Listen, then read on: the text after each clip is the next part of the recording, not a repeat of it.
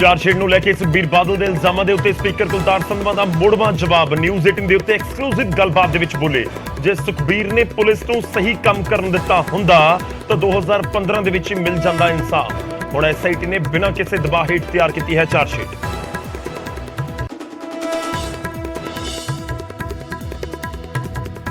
ਅੰਮ੍ਰਿਤਪਾਲ ਦਾ ਖੁਦ ਨੂੰ ਇੰਡੀਅਨ ਮੰਨਣ ਤੋਂ ਇਨਕਾਰ। ਨਿਊਜ਼ ਏਜੰਸੀ ਐਨਆਈ ਤੇ ਬੋਲੇ, ਪਾਸਪੋਰਟ ਮੈਨੂੰ ਨਹੀਂ ਬਣਾਉਂਦਾ ਭਾਰਤੀ, ਇਹ ਸਿਰਫ ਟਰੈਵਲ ਦਸਤਾਵੇਜ਼।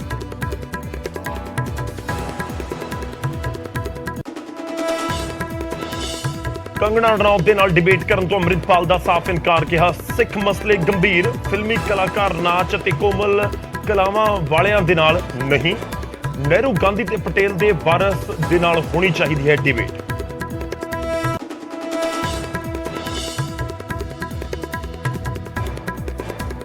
ਅਜਨਾਲਾ ਕਾਂਡ ਤੋਂ ਬਾਅਦ ਪ੍ਰਦਰਸ਼ਨਾਂ ਦੇ ਵਿੱਚ ਪਾਵਨ ਸਰੂਪ ਲੈ ਕੇ ਜਾਣ ਤੇ ਹੋਵੇਗੀ ਸਮੀਖਿਆ। ਜਥੇਦਾਰ ਨੇ 5 ਮੈਂਬਰੀ ਸਬ ਕਮੇਟੀ ਦਾ ਕੀਤਾ ਗਠਨ। 15 ਦਿਨਾਂ ਦੇ ਵਿੱਚ ਮੰਗੀ ਰਿਪੋਰਟ। ਪੰਜ ਸਿੰਘ ਸਹਿਬਾਨ ਲੈਣਗੇ ਆਖਰੀ ਫੈਸਲਾ।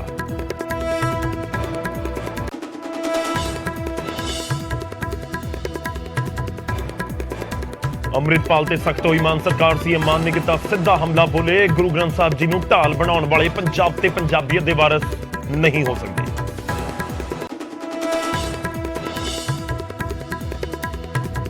ਅਜਨਾਲਾ ਹਿੰਸਾ ਦੇ ਵਿੱਚ ਜ਼ਖਮੀ ਹੋਏ ਐਸਪੀ ਜੁਗਰਾਜ ਸਿੰਘ ਨੂੰ ਮਿਲਣ ਪਹੁੰਚੇ ਕੈਬਨਿਟ ਮੰਤਰੀ ਕੁਲਦੀਪ ਸਿੰਘ ਧਾਲੀਵਾਲ। ਸੀਐਮ ਦੇ ਹੁਕਮਾਂ ਤੇ ਵੱਡੇ ਅਧਿਕਾਰੀਆਂ ਦੇ ਨਾਲ ਵੀ ਜੁਗਰਾਜ ਸਿੰਘ ਨਾਲ ਕੀਤੀ ਮੁਲਾਕਾਤ। ਮੋਹਾਲੀ ਦੇ ਵਿੱਚ ਨੌਜਵਾਨ ਦੀ ਉਂਗਲਾਂ ਵੱਢਣ ਵਾਲੇ ਗੈਂਗਸਟਰ ਮੁਠਭੇੜ ਤੋਂ ਬਾਅਦ ਗ੍ਰਿਫਤਾਰ। ਸ਼ੰਭੂ ਬਾਰਡਰ ਨੇੜਿਓਂ ਪੁਲਿਸ ਨੇ ਦਬੋਚੇ। ਭੂਪੀ ਰਾਣਾ ਗੈਂਗ ਦੇ ਨਾਲ ਜੁੜੇ ਦੱਸੇ ਜਾ ਰਹੇ ਨੇ ਬਦਮਾਸ਼।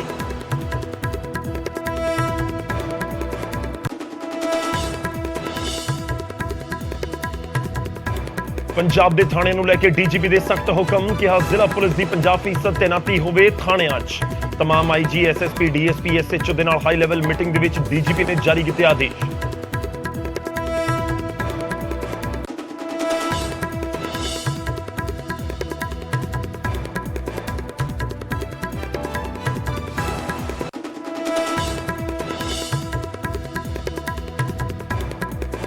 ਪੀਐਸਸੀਬੀ ਦੇ ਪੇਪਰ ਲੀਕ ਮਾਮਲੇ ਦੇ ਵਿੱਚ ਗੁਰਦਾਸਪੁਰ 'ਚ ਐਫਆਈਆਰ ਦਰਜ। ਅਣਪਛਾਤਿਆਂ ਦੇ ਖਿਲਾਫ ਦਰਜ ਕੀਤਾ ਗਿਆ ਕੇਸ। ਅੰਗਰੇਜ਼ੀ ਦਾ ਪੇਪਰ ਲੀਕ ਹੋਣ ਕਾਰਨ ਕੀਤਾ ਗਿਆ ਸੀ ਰੱਦ। ਲੀਬੀਆ ਦੇ ਵਿੱਚ ਫਸੇ 8 ਹੋਰ ਭਾਰਤੀ ਨੌਜਵਾਨਾਂ ਦੀ ਜਲਦ ਹੋਵੇਗੀ ਘਰ ਵਾਪਸੀ। ਕੈਬਨਿਟ ਮੰਤਰੀ ਹਰਜੋਤ ਬੈਂਸ ਨੇ ਦਿੱਤੀ ਜਾਣਕਾਰੀ। ਕਿਹਾ ਭਾਰਤੀ ਲੀਬੀਆ ਅੰਬੈਸਡਰ ਦੇ ਨਾਲ ਵੀ ਹੋਏਗਾ। ਗ੍ਰਹਿ ਮੰਤਰੀ ਅਮਿਤ ਸ਼ਾਹ ਤਖਤ ਸ੍ਰੀ ਪਟਨਾ ਸਾਹਿਬ ਦੇ ਵਿੱਚ ਹੋਏ ਨਤਮਸਤਕ। ਸਰਬੱਤ ਦੇ ਭਲੇ ਦੀ ਕੀਤੀ ਅਰਦਾਸ। ਟਵੀਟ ਕਰਕੇ ਕਿਹਾ ਹਰ ਭਾਰਤੀ ਦੀ ਅਟੁੱਟ ਆਸਥਾ ਦਾ ਕੇਂਦਰ ਹੈ ਪਟਨਾ ਸਾਹਿਬ।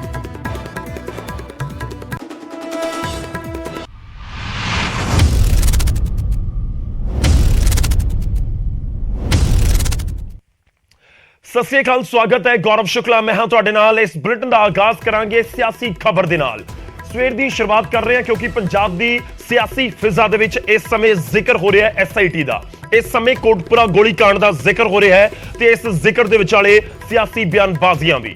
ਤੇ ਸ਼ੁਰੂਆਤ ਕਰਨ ਜਾ ਰਹੇ ਹਾਂ ਸੂਬੇ ਦੇ ਸਪੀਕਰ ਕੁਲਤਾਰ ਸੰਧਵਾ ਦੇ ਵੱਲੋਂ ਇੱਕ ਸਟੇਟਮੈਂਟ ਦਿੱਤੀ ਗਈ ਹੈ। ਖਾਸ ਇਹ ਵੀ ਹੈ ਕਿ ਕੁਲਤਾਰ ਸੰਧਵਾ ਆਉਂਦੇ ਨੇ ਕੋਟਪੁਰਾ ਤੋਂ, ਵਿਧਾਨ ਸਭਾ ਦੀ ਚੋਣ ਜਿੱਤ ਕੇ ਸਪੀਕਰ ਬਣੇ ਤੇ ਕੋਟਪੁਰਾ ਦੇ ਵਿੱਚ ਹੀ ਗੋਲੀकांड ਦੀ ਘਟਨਾ ਵਾਪਰੀ ਸੀ। ਕੋਟਪੁਰਾ ਗੋਲੀकांड ਮਾਮਲੇ ਦੇ ਵਿੱਚ ਹੀ ਐਸਆਈਟੀ ਦੇ ਵੱਲੋਂ ਆਪਣੀ ਚਾਰਜਸ਼ੀਟ ਅਦਾਲਤ 'ਚ ਦਾਖਲ ਕੀਤੀ ਗਈ ਹੈ ਤੇ ਉਸ ਦੇ ਉੱਤੇ ਕੁਲਤਾਰ ਸਿੰਘ ਸੰਧਵਾ ਦੀ ਸਟੇਟਮੈਂਟ ਆਈ ਤੇ ਬਾਦਲਾਂ ਦੇ ਉੱਤੇ, ਸੁਖਬੀਰ ਬਾਦਲ ਦੇ ਉੱਤੇ ਵੱਡਾ ਹਮਲਾ ਕਰਦੇ ਹੋਏ ਉਹ ਨਜ਼ਰ ਆ ਰਹੇ ਨੇ। ਤੇ ਉਹਨਾਂ ਨੇ ਕਿਹਾ ਕਿ 2015 ਦੇ ਵਿੱਚ ਹੀ ਗੋਲੀकांड ਦਾ ਇਨਸਾਫ ਮਿਲ ਜਾਣਾ ਸੀ ਜੇਕਰ ਸੁਖਬੀਰ ਸਿੰਘ ਬਾਦਲ ਨੇ ਪੁਲਿਸ ਨੂੰ ਸਹੀ ਕੰਮ ਕਰਨ ਦਿੱਤਾ ਹੁੰਦਾ ਤਾਂ। ਉਹਨਾਂ ਨੇ ਕਿਹਾ ਕਿ ਐਸਆਈਟੀ ਨੇ ਬਿਨਾਂ ਕਿਸੇ ਦਬਾਅ ਹੇਠ ਚਾਰਜਸ਼ੀਟ ਤਿਆਰ ਕੀਤੀ ਹੈ। ਅਕਾਲੀ ਸਰਕਾਰ ਦੇ ਵਿੱਚ ਐਸਆਈਟੀ 'ਚ ਦਖਲਅੰਦਾਜ਼ੀ ਹੁੰਦੀ ਹੋਵੇਗੀ, ਮੌਜੂਦਾ ਸਰਕਾਰ, ਸਾਡੀ ਸਰਕਾਰ ਦੇ ਵਿੱਚ ਨਹੀਂ ਹੋ ਰਹੀ। ਸਾਡੀ ਸਰਕਾਰ ਦੇ ਵਿੱਚ ਗੋਲੀकांड ਤੇ ਬੇਅਦਬੀ ਦੇ ਮਾਮਲੇ ਦਾ ਇਨਸਾਫ ਹੋਵੇਗਾ, ਕੁਲਤਾਰ ਸੰਧਵਾ ਦਾਅਵਾ ਕਰ ਰਹੇ ਨੇ। ਚਾਰਜਸ਼ੀਟ ਨੂੰ ਲੈ ਕੇ ਸੁਖਬੀਰ ਨੇ ਸੰਧਵਾ ਤੇ ਮੰਤਰੀ ਧਾਲੀਵਾਲ ਦੇ ਉੱਤੇ ਸਵਾਲ ਚੁੱਕੇ ਸਨ। ਪੂਰਾ ਮਾਮਲਾ ਕੀ ਹੈ ਉਹ ਤੁਹਾਨੂੰ ਸਮਝਾਉਂਦੇ ਹਾਂ।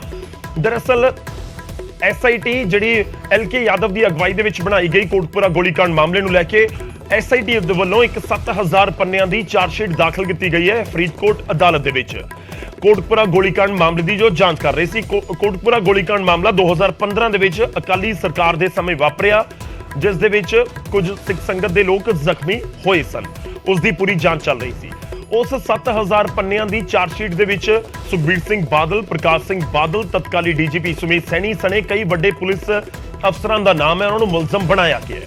ਸੁਖਬੀਰ ਸਿੰਘ ਬਾਦਲ ਕੁਲਤਾਰ ਸੰਧਵਾ ਤੇ ਕੁਲਦੀਪ ਢਾਲੀਵਾਲ ਦੇ ਉੱਤੇ ਇਲਜ਼ਾਮ ਲਗਾਉਂਦੇ ਨਜ਼ਰ ਆਏ ਕਿ ਉੱਥੇ ਮੋਰਚੇ ਦੇ ਵਿੱਚ ਜਾ ਕੇ ਉਹਨਾਂ ਦੇ ਵੱਲੋਂ ਕਹਿ ਦਿੱਤਾ ਗਿਆ ਸੀ ਕਿ ਜਿਹੜੇ ਮੁਲਜ਼ਮ ਹੋਣਗੇ ਉਹਨਾਂ ਦੇ ਉੱਤੇ ਕਾਰਵਾਈ ਕੀਤੀ ਜਾਵੇਗੀ ਤੇ ਉਸ ਤੋਂ ਬਾਅਦ ਦਬਾਅ ਸੀ ਮੋਰਚੇ ਦਾ ਵੀ। ਇਹ ਅਕਾਲੀ ਦਲ ਇਲਜ਼ਾਮ ਲਗਾਉਂਦਾ ਹੈ ਕਿ ਉਸ ਤੋਂ ਬਾਅਦ ਸਰਕਾਰ ਦੇ ਕਹਿਣ ਦੇ ਉੱਤੇ, ਢਾਲੀਵਾਲ ਦੇ ਕਹਿਣ ਦੇ ਉੱਤੇ ਹੀ ਬਾਦਲ ਪਰਿਵਾਰ ਦਾ ਨਾਮ ਚਾਰਜਸ਼ੀਟ ਦੇ ਵਿੱਚ ਪਾਇਆ ਗਿਆ।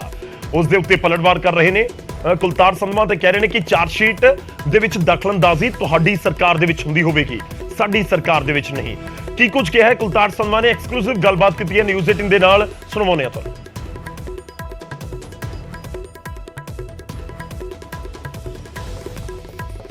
ਸੁਖਬੀਰ ਸਿੰਘ ਬਾਦਲ ਸਿੱਧੇ ਤੌਰ ਤੇ ਕਹਿ ਰਹੇ ਨੇ ਕਿ ਚਲਾਨ ਜਿਹੜਾ ਪੇਸ਼ ਹੋਇਆ, ਤੁਸੀਂ ਦਬਾਅ ਪਾਇਆ ਸੀ ਐਸਆਈਟੀ ਨੂੰ ਔਰ ਇਸ ਵਜ੍ਹਾ ਕਰਕੇ ਸੁਖਬੀਰ ਸਿੰਘ ਬਾਦਲ ਨੂੰ ਮਾਸਟਰਮਾਈਂਡ ਜਿਹੜਾ ਇਸ ਪੂਰੇ ਮਾਮਲੇ 'ਚ ਬਣਾਇਆ ਗਿਆ।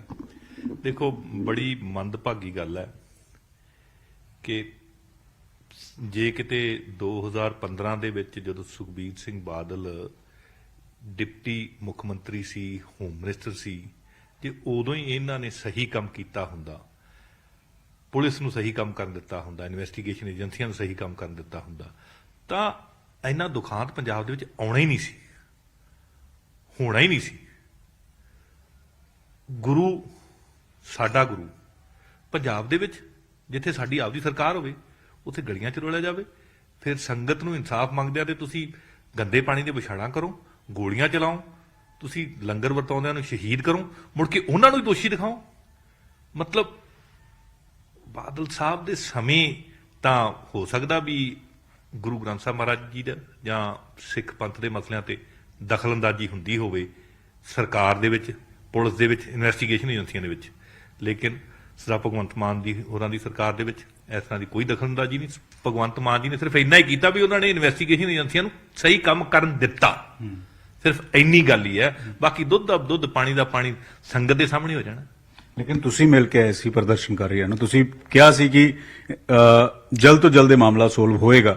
ਹੁਣ ਸੁਖਬੀਰ ਬਾਦਲ ਕਹਿ ਰਹੇ ਕਿ ਤੁਹਾਡੇ ਦਬਾਅ ਹੇਠ ਮਾਸਟਰਮਾਈਂਡ ਬਣਾਇਆ ਗਿਆ, ਕਿਉਂਕਿ ਉਸ ਵੇਲੇ ਉਹ ਹੋਮ ਮਿਨਿਸਟਰ ਜ਼ਰੂਰ ਸੀਗੇ ਲੇਕਿਨ ਉਹ ਪੰਜਾਬ 'ਚ ਮੌਜੂਦ ਨਹੀਂ ਸੀਗੇ, ਉਹ ਤਾਂ ਵਿਦੇਸ਼ ਗਏ ਹੋਏ ਸੀਗੇ। ਦੇਖੋ ਜੀ, ਸਾਰਾ ਕੁਝ ਇਨਵੈਸਟੀਗੇਸ਼ਨ ਦੇ ਵਿੱਚ ਸਾਹਮਣੇ ਆ ਜਾਣਾ। ਮੈਂ ਇਸ ਕਰਕੇ ਕਿਹਾ ਸੀ ਕਿਉਂਕਿ ਮੈਂ ਮੁੱਖ ਮੰਤਰੀ ਸਾਹਿਬ ਨੂੰ ਪੁੱਛਿਆ ਸੀ ਵੀ ਇਹ ਸਾਡਾ ਮੇਨ ਮੁੱਦਾ, ਸਾਨੂੰ ਨੀਂਦ ਨਹੀਂ ਆਉਂਦੀ ਇਹਦੇ ਕਰਕੇ। ਮੁੱਖ ਮੰਤਰੀ ਸਾਹਿਬ ਨੇ ਕਿਹਾ ਸੀ ਮੇਰੇ ਵੱਲੋਂ ਕੋਈ ਅੜਿੱਕਾ ਨਹੀਂ, ਇਹ ਹੋ ਜਾਏਗਾ, ਜਲਦ ਕਰਾਵਾਂਗੇ। ਅਰਵਿੰਦ ਕੇਜਰੀਵਾਲ ਜੀ ਨੇ ਵੀ ਇਹ ਗੱਲ ਕਹੀ ਸੀ ਕਿ ਇਹਦੇ ਵਿੱਚ ਸਰਕਾਰ ਕੋਈ ਅੜਿੱਕਾ ਨਹੀਂ ਪਾਏਗੀ, ਜਲਦੀ ਤੋਂ ਜਲਦੀ ਇਨਸਾਫ ਲੈ ਕੇ ਦੇਗੀ। ਉਹਨਾਂ ਨੇ ਆਪਣੀ ਗੱਲ ਤੇ ਪੂਰਾ ਉਤਰੇ। ਜਦੋਂ ਮੈਨੂੰ ਪਤਾ ਲੱਗ ਗਿਆ ਵੀ ਅੜਿੱਕਾ ਕੋਈ ਨਹੀਂ ਹੁਣ ਸਰਕਾਰ ਵੱਲੋਂ, ਤੇ ਫਿਰ ਇਨਵੈਸਟੀਗੇਸ਼ਨ ਤਾਂ ਪੂਰੀ ਹੋਣੀ ਹੈ। ਸੋ ਉਹ 2-4 ਦਿਨ ਵੱਧ ਲੱਗ ਸਕਦੇ ਆ, ਵੱਧ ਲੱਗ ਗਏ। 7000 ਪੇਜ ਦੀ ਹੈ, ਲਿਖਣ ਤੇ ਬੜਾ ਟਾਈਮ ਲੱਗਦਾ। ਸੋ ਇਹ ਕਿਸੇ ਬਾਰੇ ਕਹਿ ਦੇਣਾ ਕਿ ਉਹਨਾਂ ਨੇ ਦਬਾਅ ਪਾਇਆ, ਦਬਾਅ ਪਾ ਕੇ ਇਹ ਛੱਬੀਆਂ ਬਣਾਉਂਦੇ ਹੁੰਦੇ ਸੀ ਝੂਠੀਆਂ, 307 ਝੂਠੇ ਬਣਾਉਂਦੇ ਹੁੰਦੇ, ਝੂਠੇ ਪਰਚੇ ਇਹ ਬਣਾਉਂਦੇ ਹੁੰਦੇ ਸੀ। ਮੈਨੂੰ ਨਹੀਂ ਲੱਗਦਾ ਵੀ ਭਗਵੰਤ ਮਾਨ ਦੀ ਸਰਕਾਰ ਦੇ ਵਿੱਚ ਕੋਈ ਕਿਸੇ ਤੇ ਕੋਈ ਦਬਾਅ ਪਾ ਲੂਗਾ। ਜੇ ਦਬਾਅ ਪੈਂਦਾ ਹੁੰਦਾ ਤੇ ਫਿਰ ਆਪਦੇ ਐਮਐਲਏ ਨਾ ਫੜੇ ਜਾਂਦੇ। ਤਾਂ ਲੱਗਦਾ ਇਨਸਾਫ ਹੁਣ ਮਿਲ ਪਾਏਗਾ, ਕੋਰਟ ਜਲਦ ਇਸ ਬਾਬਤ ਕੋਈ ਫੈਸਲਾ ਲਏਗਾ। ਦੇਖੋ, ਗੁਰੂ ਸਾਹਿਬ ਦਾ ਹੁਕਮ ਹੈ, ਮਾਨਸਾ ਕੈ ਦਿਵਾਣੋ ਕੋਈ ਨਸ ਭੱਜ ਨਿਕਲੇ, ਹਰ ਦਿਵਾਣੋ ਕੋਈ ਕਿੱਥੇ ਜਾਇਆ। ਸੋ ਇਹਦਾ ਇਨਸਾਫ ਤਾਂ ਹੋਣਾ ਹੀ ਹੋਣਾ। ਹਾਂ, ਇਹ ਸਰਕਾਰ ਦੇ ਸਿਰ ਤੇ ਕਿਰਪਾ ਕਰਤੀ ਸੱਚੇ ਪਾਤਸ਼ਾਹ ਨੇ, ਰਾਜਨੀਤੀ ਨਹੀਂ ਕੀਤੀ ਭਗਵੰਤ ਮਾਨ ਦੀ ਸਰਕਾਰ ਨੇ, ਅਰਵਿੰਦ ਕੇਜਰੀਵਾਲ ਜੀ ਨੇ ਬੇਅਦਬੀ ਤੇ, ਇਸ ਕਰਕੇ ਇਹਦਾ ਇਨਸਾਫ ਹੋ ਗਿਆ। ਇਹਨਾਂ ਲੋਕਾਂ ਨੇ ਰਾਜਨੀਤੀ ਕੀਤੀ, ਗੁਰੂ ਤਾਂ ਸਜ਼ਾ, ਸੰਗਤ ਤਾਂ ਸਜ਼ਾ ਦਿੰਦੀ ਹੈ। ਫਿਰ ਤਾਂ ਲੱਗਦਾ ਕਿ ਪ੍ਰਕਾਸ਼ ਸਿੰਘ ਬਾਦਲ, ਸੁਖਬੀਰ ਸਿੰਘ ਬਾਦਲ, ਸੁਮੇਧ ਸੈਣੀ, ਇਹਨਾਂ ਦੀ ਗ੍ਰਿਫਤਾਰੀ ਹੋਏਗੀ, ਹੁਣ ਇਹਨਾਂ ਨੂੰ ਸਜ਼ਾ ਹੋਏਗੀ। ਤੁਹਾਨੂੰ ਲੱਗਦਾ ਹੈ ਦੇਖੋ, ਇਹ ਤਾਂ ਕਾਨੂੰਨ ਦੇ ਅਨੁਸਾਰ ਜੋ ਵੀ ਕੁਝ ਬਣਦਾ, ਜੋ ਅਦਾਲਤ ਚਾਹੇਗੀ, ਕਿਉਂਕਿ ਮਾਮਲਾ ਹੁਣ ਮਾਣਯੋਗ ਅਦਾਲਤ ਦੇ ਵਿੱਚ ਹੈ, ਜਿਸ ਤਰ੍ਹਾਂ ਉਹ ਚਾਹੇਗੀ ਉਹ ਹੋ ਜਾਣਾ ਜੀ। ਤੁਸੀਂ ਤਾਂ ਨਿਸ਼ਾਨਾ ਸਾਧਦੇ ਹੋਏ ਨਜ਼ਰ ਆ ਰਹੇ ਨੇ ਸੁਖਬੀਰ ਸਿੰਘ ਬਾਦਲ ਦੇ ਉੱਤੇ ਸੂਬੇ ਦੇ ਸਪੀਕਰ। ਔਰ ਜੋ ਅਸੀਂ ਪਹਿਲਾਂ ਜ਼ਿਕਰ ਕਰ ਰਹੇ ਸੀ ਕਿ ਇਸ ਕਰਕੇ ਵੀ ਉਹਨਾਂ ਦਾ ਬਿਆਨ ਖਾਸ ਹੈ ਕਿਉਂਕਿ ਖੁਦ ਕੁਲਤਾਰ ਸੰਧਵਾ ਕੋਟਪੁਰਾ ਤੋਂ ਹੀ ਆਉਂਦੇ ਨੇ ਔਰ ਉੱਥੇ ਵੀ ਵਿਧਾਨ ਸਭਾ ਪਹੁੰਚੇ, ਚੁਣੇ ਗਏ ਨੇ ਤੇ ਉਹਨਾਂ ਦੇ ਵੱਲੋਂ ਇਸ ਮੁੱਦੇ ਦੇ ਉੱਤੇ ਸਾਫ਼ ਕੀਤਾ ਜਾ ਰਿਹਾ ਕਿ ਇਨਸਾਫ ਬੇਅਦਬੀ ਦਾ ਵੀ, ਗੋਲੀकांड ਦਾ ਵੀ ਮਿਲੇਗਾ ਉਹਨਾਂ ਦੀ ਸਰਕਾਰ ਦੇ ਵਿੱਚ। ਅੱਗੇ ਵਧਦੇ ਹਾਂ ਤੇ ਹੁਣ ਤੁਹਾਨੂੰ ਸੁਖਬੀਰ ਬਾਦਲ ਦਾ ਉਹ ਬਿਆਨ ਵੀ ਸੁਣਵਾਉਂਦੇ ਹਾਂ ਜਿਸ ਨੂੰ ਲੈ ਕੇ ਕੁਲਤਾਰ ਸੰਧਵਾ ਨੇ ਸੁਖਬੀਰ ਸਿੰਘ ਬਾਦਲ ਦੇ ਉੱਤੇ ਨਿਸ਼ਾਨਾ ਸਾਧਿਆ। ਆ ਸਾਰੀ ਪੋਲਿਟਿਕਸ ਖੇਡ ਰਿਹਾ। 1 ਮਹੀਨਾ ਪਹਿਲੇ ਆ ਇਹਨਾਂ ਨੇ ਮਿਨਿਸਟਰ ਗਿਆ ਸੀ ਉੱਥੇ ਕਹਿਣ ਵਾਸਤੇ ਕਿ ਅਸੀਂ ਇਹ ਨਾ ਪਾਵਾਂਗੇ। ਆ ਜਿਹੜਾ ਗਿਆ ਸੀ, ਜਿਹੜਾ ਤੁਹਾਡਾ ਬਰਗਾੜੀ ਉੱਥੇ ਬਹਿਬਲ ਕਰਾਂ ਗਿਆ ਸੀ, ਪਹਿਲੇ ਸਪੀਕਰ ਗਿਆ ਸੀ, ਉਹਦੇ ਬਾਅਦ ਧਾਲੀਵਾਲ ਗਿਆ, ਕਮਿਟਮੈਂਟ ਕਰਕੇ ਆਏ ਆ ਉੱਥੇ। ਮੈਨੂੰ ਉੱਥੇ ਬੈਠੇ ਲੋਕਾਂ ਨੇ ਕਿਹਾ ਕਿ ਆਹ ਕਮਿਟਮੈਂਟ ਕਰਕੇ ਆਇਆ, ਤੁਸੀਂ ਚਿੰਤਾ ਨਾ ਕਰੋ, ਅਸੀਂ ਨਾ ਪਾਵਾਂਗੇ। ਹਾਈ ਕੋਰਟ ਦੇ ਵਰਡਿਕਟ ਇਹ ਕਿਸੇ ਬਾਰੇ ਕਹਿ ਦੇਣਾ ਕਿ ਉਹਨਾਂ ਨੇ ਦਬਾਅ ਪਾਇਆ, ਦਬਾਅ ਪਾ ਕੇ ਇਹ ਛੱਬੀਆਂ ਬਣਾਉਂਦੇ ਹੁੰਦੇ ਸੀ ਝੂਠੀਆਂ, 307 ਝੂਠੇ ਬਣਾਉਂਦੇ ਹੁੰਦੇ, ਝੂਠੇ ਪਰਚੇ ਇਹ ਬਣਾਉਂਦੇ ਹੁੰਦੇ ਸੀ। ਮੈਨੂੰ ਨਹੀਂ ਲੱਗਦਾ ਵੀ ਭਗਵੰਤ ਮਾਨ ਦੀ ਸਰਕਾਰ ਦੇ ਵਿੱਚ ਕੋਈ ਕਿਸੇ ਤੇ ਕੋਈ ਦਬਾਅ ਪਾ ਲੂਗਾ। ਜੇ ਦਬਾਅ ਪੈਂਦਾ ਹੁੰਦਾ ਤੇ ਫਿਰ ਆਪਦੇ ਐਮਐਲਏ ਨਾ ਫੜੇ ਜਾਂਦੇ। ਵੀ ਜਦੋਂ ਬੰਦਾ ਪਾਵਰ 'ਚ ਆ ਜਾਂਦਾ ਨਾ ਤੇ ਪਾਵਰ ਹਜਮ ਕਰਨੀ ਬੜੀ ਔਖੀ ਹੋ ਜਾਂਦੀ ਹੈ। ਸਭ ਤੋਂ ਵੱਡਾ ਆਪਦੇ ਆਪ ਨੂੰ ਸਮਝਣ ਲੱਗ ਪੈਂਦਾ, ਪਰ ਸਭ ਤੋਂ ਵੱਡਾ ਬਾਬਾ ਨਾਨਕ ਆ। ਇਹਨਾਂ ਲੋਕਾਂ ਨੇ ਰਾਜਨੀਤੀ ਕੀਤੀ ਤੇ ਗੁਰੂ ਤਾਂ ਸਜ਼ਾ, ਸੰਗਤ ਤਾਂ ਸਜ਼ਾ ਦਿੰਦੀ ਹੈ। ਫਿਰ ਤੇ ਇਸ ਸਮੇਂ ਸਿਆਸਤ ਤਾਂ ਐਸਆਈਟੀ ਦੀ ਚਾਰਜਸ਼ੀਟ ਨੂੰ ਲੈ ਕੇ ਭਖੀ ਹੋਈ ਹੈ ਤੇ ਇਸ ਸਭ ਦੇ ਵਿਚਾਲੇ, ਕਿਉਂਕਿ ਉਸ ਦੇ ਵਿੱਚ ਜ਼ਿਕਰ ਹੈ ਪ੍ਰਕਾਸ਼ ਸਿੰਘ ਬਾਦਲ ਦਾ, ਤਤਕਾਲੀ ਮੁੱਖ ਮੰਤਰੀ ਦਾ, ਉਸ ਦੇ ਵਿੱਚ ਜ਼ਿਕਰ ਹੈ ਸੁਖਬੀਰ ਸਿੰਘ ਬਾਦਲ ਦਾ, ਤਤਕਾਲੀ ਉਪ ਮੁੱਖ ਮੰਤਰੀ ਦਾ, ਤੇ ਇਸ ਸਭ ਦੇ ਵਿਚਾਲੇ ਅਕਾਲੀ ਦਲ ਦੇ ਉੱਤੇ ਬੀਜੇਪੀ ਵੀ ਹਮਲਾਵਰ ਹੈ। ਪੁਰਾਣੇ ਭਾਈਵਾਲ ਨੇ 2015 ਦੇ ਵਿੱਚ ਸਰਕਾਰ ਦੇ ਵਿੱਚ ਵੀ ਸੀ, ਪਰ ਪ੍ਰਕਾਸ਼ ਸਿੰਘ ਬਾਦਲ ਦੇ ਉੱਤੇ, ਸਾਬਕਾ ਸੀਐਮ ਦੇ ਉੱਤੇ ਬੀਜੇਪੀ ਵੀ ਨਿਸ਼ਾਨੇ ਸਾਧ ਰਹੀ ਹੈ। ਪ੍ਰਕਾਸ਼ ਸਿੰਘ ਬਾਦਲ ਤੋਂ ਫਖਰ-ਏ-ਕੌਮ ਅਵਾਰਡ ਵਾਪਸ ਲੈਣ ਦੀ ਮੰਗ ਹੋਈ ਹੈ। ਬੀਜੇਪੀ ਨੇ ਅਕਾਲ ਤਖਤ ਸਾਹਿਬ ਦੇ ਜਥੇਦਾਰ ਤੋਂ ਇਹ ਅਪੀਲ ਕੀਤੀ ਹੈ ਕਿ ਗੋਲੀकांड ਤੋਂ ਬਰੀ ਹੋਣ ਤੱਕ ਇਹ ਅਵਾਰਡ ਵਾਪਸ ਲੈ ਲਿਆ ਜਾਵੇ। ਇਹ ਦਿਨ ਦੀ ਵੱਡੀ ਖਬਰ ਹੈ। ਤਾਂ ਸਿੱਧਾ ਜਿਹਾ ਇਸ ਸਮੇਂ ਮਤਲਬ ਨਜ਼ਰ ਆ ਰਿਹਾ ਹੈ ਕਿ ਐਸਆਈਟੀ ਦੀ ਚਾਰਜਸ਼ੀਟ ਦੇ ਵਿੱਚ ਨਾਮ ਆਉਣ ਤੋਂ ਬਾਅਦ ਵਿਰੋਧੀਆਂ ਦੇ ਨਿਸ਼ਾਨੇ ਦੇ ਉੱਤੇ ਸੁਖਬੀਰ ਸਿੰਘ ਬਾਦਲ ਤੇ ਸਾਬਕਾ ਸੀਐਮ ਪ੍ਰਕਾਸ਼ ਸਿੰਘ ਬਾਦਲ ਸਾਫ਼ ਤੌਰ ਤੇ ਨਜ਼ਰ ਆ ਰਹੇ ਨੇ। ਬੀਜੇਪੀ ਇਹ ਮੰਗ ਕਰ ਰਹੀ ਹੈ ਕਿ ਅਵਾਰਡ ਵਾਪਸ ਲਿਆ ਜਾਵੇ। ਜੋ ਫਖਰ-ਏ-ਕੌਮ ਦਾ ਅਵਾਰਡ ਦਿੱਤਾ ਗਿਆ ਸੀ ਉਸ ਨੂੰ ਵਾਪਸ ਪ੍ਰਕਾਸ਼ ਸਿੰਘ ਬਾਦਲ ਤੋਂ ਲੈ ਲਿਆ ਜਾਵੇ, ਔਰ ਇਹ ਵੀ ਕਿਹਾ ਕਿ ਜਦੋਂ ਤੱਕ ਗੋਲੀकांड ਮਾਮਲੇ ਦੇ ਵਿੱਚ ਬਰੀ ਨਹੀਂ ਹੋ ਜਾਂਦੇ ਉਸ ਸਮੇਂ ਤੱਕ ਇਹ ਅਵਾਰਡ ਵਾਪਸ ਲੈ ਲਿਆ ਜਾਵੇ। ਕੋਟਕਪੂਰਾ ਗੋਲੀकांड ਦੀ ਚਾਰਜਸ਼ੀਟ ਦੇ ਵਿੱਚ ਸੀਨੀਅਰ ਬਾਦਲ ਦਾ ਵੀ ਨਾਮ ਹੈ, ਜੋ ਅਸੀਂ ਪਹਿਲਾਂ ਜ਼ਿਕਰ ਕਰ ਰਹੇ ਹਾਂ। ਕਾਬਿਲ ਗੌਰ ਹੈ ਕਿ ਬੀਜੇਪੀ ਦੇ ਕੌਮੀ ਬੁਲਾਰੇ ਨੇ ਆਰਪੀ ਸਿੰਘ ਉਹਨਾਂ ਦੇ ਵੱਲੋਂ ਟਵੀਟ ਕਰਕੇ ਮੰਗ ਰੱਖੀ ਗਈ ਹੈ, ਜਿਸ ਦੇ ਵਿੱਚ ਉਹ ਜ਼ਿਕਰ ਕਰ ਰਹੇ ਨੇ ਕਿ ਫਖਰ-ਏ-ਕੌਮ ਅਵਾਰਡ ਵਾਪਸ ਲੈ ਲੈਣਾ ਚਾਹੀਦਾ ਹੈ। ਟਵੀਟ ਦੇ ਵਿੱਚ ਉਹਨਾਂ ਨੇ ਕੀ ਕੁਝ ਲਿਖਿਆ ਉਹ ਵੀ ਤੁਹਾਨੂੰ ਦਿਖਾਉਂਦੇ ਹਾਂ। ਉਹਨਾਂ ਨੇ ਲਿਖਿਆ ਕਿ ਜਥੇਦਾਰ ਸ਼੍ਰੀ ਅਕਾਲ ਤਖਤ ਸਾਹਿਬ ਜੀ ਨੂੰ ਪ੍ਰਕਾਸ਼ ਸਿੰਘ ਬਾਦਲ ਜੀ ਨੂੰ ਕੋਟਕਪੂਰਾ ਗੋਲੀकांड ਤੋਂ ਬਰੀ ਹੋਣ ਤੱਕ ਆਪਣਾ ਫਖਰ-ਏ-ਕੌਮ ਵਾਪਸ ਕਰਨ ਦੇ ਲਈ ਕਹਿਣਾ ਚਾਹੀਦਾ ਹੈ। ਤਾਂ ਬੀਜੇਪੀ ਦੇ ਵੀ ਨਿਸ਼ਾਨੇ ਉੱਤੇ ਇਸ ਸਮੇਂ ਅਕਾਲੀ ਦਲ ਤੇ ਅਕਾਲੀ ਦਲ ਦੇ ਸਰਪ੍ਰਸਤ ਹੈਗੇ ਨੇ, ਔਰ ਕਾਬਿਲੇ ਗੌਰ ਵੀ ਹੈ ਜੋ ਪਹਿਲਾਂ ਜ਼ਿਕਰ ਕੀਤਾ ਕਿ 2015 ਦੇ ਵਿੱਚ ਗੋਲੀकांड ਦੀ ਘਟਨਾ ਵਾਪਰਦੀ ਹੈ। 2015 ਦੇ ਵਿੱਚ ਬੇਅਦਬੀ ਦੀ ਘਟਨਾ ਵਾਪਰਦੀ ਹੈ। ਬੇਅਦਬੀ ਦੀ ਘਟਨਾ ਵਾਪਰੀ ਉਸ ਤੋਂ ਬਾਅਦ ਸਿੱਖ ਸੰਗਤ ਦੇ ਵੱਲੋਂ ਰੋਸ ਪ੍ਰਦਰਸ਼ਨ ਕੀਤਾ ਜਾ ਰਿਹਾ ਸੀ ਅਕਤੂਬਰ ਮਹੀਨੇ ਦੇ ਵਿੱਚ, ਤਾਂ ਉੱਥੇ ਗੋਲੀकांड ਦੀ ਘਟਨਾ ਵਾਪਰੀ। ਕੋਟਕਪੂਰਾ ਦੇ ਵਿੱਚ ਵੀ, ਬਹਿਬਲ ਕਲਾਂ ਦੇ ਵਿੱਚ ਵੀ। ਦਰਸ਼ਕਾਂ ਨੂੰ ਇਹ ਵੀ ਬਹੁਤ ਕਲੀਅਰ ਕਰ ਦਈਏ ਕਿ ਕੋਟਕਪੂਰਾ ਦੇ ਵਿੱਚ ਜਿਹੜਾ ਗੋਲੀकांड ਹੋਇਆ ਉੱਥੇ ਰਾਹਤ ਦੀ ਗੱਲ ਇਹ ਸੀ ਕਿ ਕੋਈ ਜਾਨੀ ਨੁਕਸਾਨ ਨਹੀਂ ਹੋਇਆ ਸੀ। ਹਾਲਾਂਕਿ ਜ਼ਰੂਰ ਇਲਜ਼ਾਮ ਲੱਗਦੇ ਨੇ ਕਿ ਪੁਲਿਸ ਨੇ ਗੋਲੀ ਚਲਾਈ ਤੇ ਕੁਝ ਲੋਕ ਉੱਥੇ ਜ਼ਖਮੀ ਵੀ ਹੋਏ, ਪਰ ਉਸੇ ਦਿਨ ਬਹਿਬਲ ਕਲਾਂ ਦੇ ਵਿੱਚ ਗੋਲੀ ਚੱਲਦੀ ਹੈ ਜਿੱਥੇ 2 ਲੋਕਾਂ ਦੀ ਮੌਤ ਹੋ ਗਈ ਸੀ, ਔਰ ਉਸ ਪੂਰੇ ਮਾਮਲੇ ਦੇ ਵਿੱਚ ਵਕਤ ਤੋਂ ਐਸਆਈਟੀ ਜਾਂਚ ਕਰ ਰਹੀ ਹੈ ਤੇ ਹੁਣ ਫਖਰ-ਏ-ਕੌਮ ਅਵਾਰਡ ਵਾਪਸ ਲੈਣ ਦੀ ਮੰਗ ਬੀਜੇਪੀ ਕਰ ਰਹੀ ਹੈ।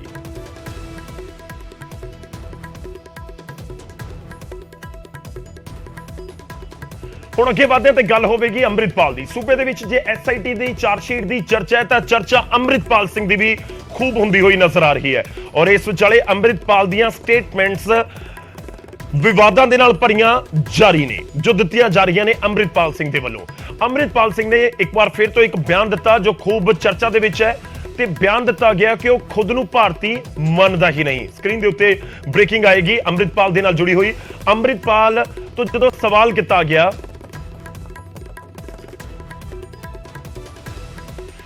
ਤਾਂ ਅੰਮ੍ਰਿਤਪਾਲ ਖੁਦ ਦੇ ਭਾਰਤੀ ਹੋਣ ਤੋਂ ਇਨਕਾਰ ਕਰ ਰਿਹਾ। ਪਾਸਪੋਰਟ ਦੇ ਨਾਲ ਮੈਂ ਭਾਰਤੀ ਨਹੀਂ ਹੋ ਜਾਂਦਾ ਹੈ ਅੰਮ੍ਰਿਤਪਾਲ ਦੇ ਵੱਲੋਂ ਕਿਹਾ ਜਾ ਰਿਹਾ, ਤੇ ਕਿਹਾ ਕਿ ਪਾਸਪੋਰਟ ਸਿਰਫ ਇੱਕ ਟਰੈਵਲ ਦਸਤਾਵੇਜ਼ ਹੈ। ਦਰਅਸਲ ਇੱਕ ਇੰਟਰਵਿਊ ਦਿੱਤਾ ਗਿਆ ਨਿਊਜ਼ ਏਜੰਸੀ ANI ਨੂੰ, ਤੋਂ ANI ਦੇ ਹਵਾਲੇ ਤੋਂ ਅਸੀਂ ਇਹ ਤੁਹਾਨੂੰ ਜਾਣਕਾਰੀ ਦੇ ਰਹੇ ਹਾਂ ਕਿ ਅੰਮ੍ਰਿਤਪਾਲ ਦੇ ਵੱਲੋਂ ਇੱਕ ਸਟੇਟਮੈਂਟ ਦਿੱਤੀ ਗਈ ਅਜਨਾਲਾ ਨੂੰ ਲੈ ਕੇ। ਅੰਮ੍ਰਿਤਪਾਲ ਇਸ ਤੋਂ ਪਹਿਲਾਂ ਆਪਣੀਆਂ ਸਟੇਟਮੈਂਟਸ ਨੂੰ ਲੈ ਕੇ ਖੂਬ ਚਰਚਾ ਦੇ ਵਿੱਚ ਰਿਹਾ ਹੈ, ਜਾਂ ਕਹੀਏ ਕਿ ਵਿਵਾਦਾਂ ਦੇ ਵਿੱਚ ਰਿਹਾ ਹੈ, ਤੇ ਇਸ ਵਿਚਾਲੇ ਇੱਕ ਵਾਰ ਫਿਰ ਤੋਂ ਵਿਵਾਦਾਂ ਦੇ ਵਿੱਚ ਹੈ ਸਟੇਟਮੈਂਟ, ਕਿਉਂਕਿ ਸਵਾਲ ਕੀਤਾ ਗਿਆ ਖੁਦ ਨੂੰ ਭਾਰਤੀ ਮੰਨਦੇ ਹੋ ਕਿ ਨਹੀਂ, ਤਾਂ ਅੰਮ੍ਰਿਤਪਾਲ ਦੀ ਸਟੇਟਮੈਂਟ ਸੀ ਕਿ ਉਹ ਖੁਦ ਨੂੰ ਭਾਰਤੀ ਨਹੀਂ ਮੰਨਦੇ। ਔਰ ਇਸ ਦੇ ਵਿੱਚ ਜ਼ਿਕਰ ਅੰਮ੍ਰਿਤਪਾਲ ਨੇ ਕੀ ਕੀਤਾ ਤੇ ਕਿਹਾ ਕਿ ਜੇਕਰ ਮੇਰੇ ਕੋਲ ਪਾਸਪੋਰਟ ਭਾਰਤੀ ਹੈ ਤਾਂ ਇਸ ਦਾ ਮਤਲਬ ਇਹ ਨਹੀਂ ਕਿ ਮੈਂ ਭਾਰਤੀ ਹੋ ਗਿਆ। ਪਾਸਪੋਰਟ ਸਿਰਫ ਇੱਕ ਟਰੈਵਲ ਦਸਤਾਵੇਜ਼ ਹੈ।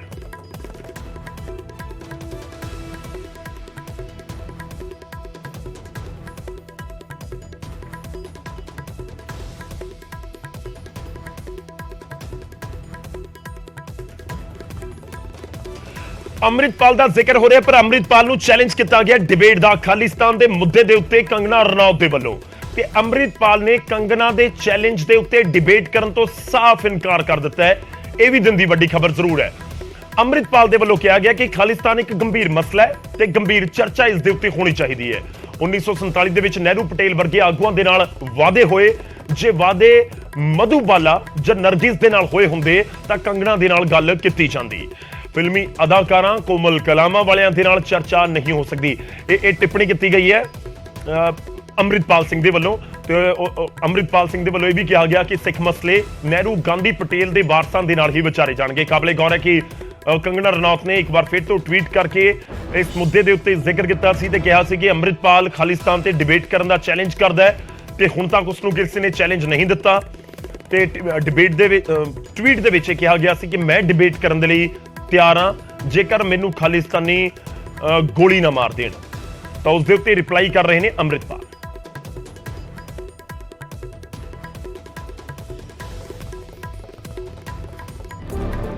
ਅੰਮ੍ਰਿਤਪਾਲ ਨੇ ਦੇਸ਼ ਨੂੰ ਖੁੱਲੀ ਚੁਣੌਤੀ ਦਿੱਤੀ ਹੈ ਕਿ ਉਹ ਕਿਸੇ ਨਾਲ ਵੀ ਬੌਧਿਕ ਵਿਚਾਰ ਵਟਾਂਦਰਾ ਕਰਕੇ ਖਾਲਿਸਤਾਨ ਦੀ ਮੰਗ ਨੂੰ ਜਾਇਜ਼ ਠਹਿਰਾ ਸਕਦਾ ਹੈ। ਮੈਂ ਹੈਰਾਨ ਹਾਂ ਕਿ ਕਿਸੇ ਨੇ ਵੀ ਉਸ ਦੀ ਚੁਣੌਤੀ ਨੂੰ ਸਵੀਕਾਰ ਨਹੀਂ ਕੀਤਾ, ਇੱਥੋਂ ਤੱਕ ਕਿ ਕਿਸੇ ਸਿਆਸਤਦਾਨ ਨੇ ਵੀ ਨਹੀਂ। ਜੇਕਰ ਮੈਨੂੰ ਖਾਲਿਸਤਾਨੀਆਂ ਵੱਲੋਂ ਕੁੱਟਿਆ, ਮਾਰਿਆ ਜਾਂ ਗੋਲੀ ਮਾਰ ਕੇ ਨਾ ਮਾਰਿਆ ਜਾਵੇ ਤਾਂ ਮੈਂ ਤਿਆਰ ਹਾਂ। ਸਿੱਖਾਂ ਦੀ ਚੱਲ ਰਹੀ ਨਸਲਕੁਸ਼ੀ ਤੇ ਆਜ਼ਾਦੀ ਵਰਗੇ ਬੇहद ਗੰਭੀਰ ਮਸਲਿਆਂ ਤੇ ਗੱਲਬਾਤ ਲਈ ਅਸੀਂ ਸੱਦਾ ਦਿੱਤਾ ਹੋਇਆ ਹੈ, ਜਿਸ ਬਾਰੇ ਗੰਭੀਰ ਚਰਚਾ ਦੀ ਅਸੀਂ ਤਵੱਕੋ ਕਰਦੇ ਹਾਂ। ਜੇ 1947 ਵਿੱਚ ਸਿੱਖ ਆਗੂਆਂ ਨਾਲ ਵਾਅਦੇ ਨਹਿਰੂ ਵੱਲਭ ਭਾਈ ਪਟੇਲ ਦੀ ਥਾਂ ਮਧੂਬਾਲਾ ਜਾਂ ਨਰਗਿਸ ਨਾਲ ਕੀਤੇ ਹੋਣ ਤਾਂ ਹੁਣ ਗੱਲ ਵੀ ਕੰਗਨਾ ਰਣੌਤ ਕਰ ਸਕਦੀ ਹੈ। ਅਸਲ 'ਚ ਸਿੱਖਾਂ ਦੇ ਭਵਿੱਖ ਨਾਲ ਜੁੜੇ ਸਵਾਲਾਂ ਨੂੰ ਫਿਲਮੀ ਕਲਾਕਾਰ ਨਾਚ ਅਤੇ ਕੋਮਲ ਕਲਾਵਾਂ ਵਾਲਿਆਂ ਵੱਲੋਂ ਨਹੀਂ, ਸਗੋਂ ਨਹਿਰੂ ਗਾਂਧੀ ਪਟੇਲ ਦੇ ਵਾਰਸਾਂ ਵੱਲੋਂ ਮੁਖਾਤਬ ਹੋਣਾ ਬਣਦਾ ਹੈ।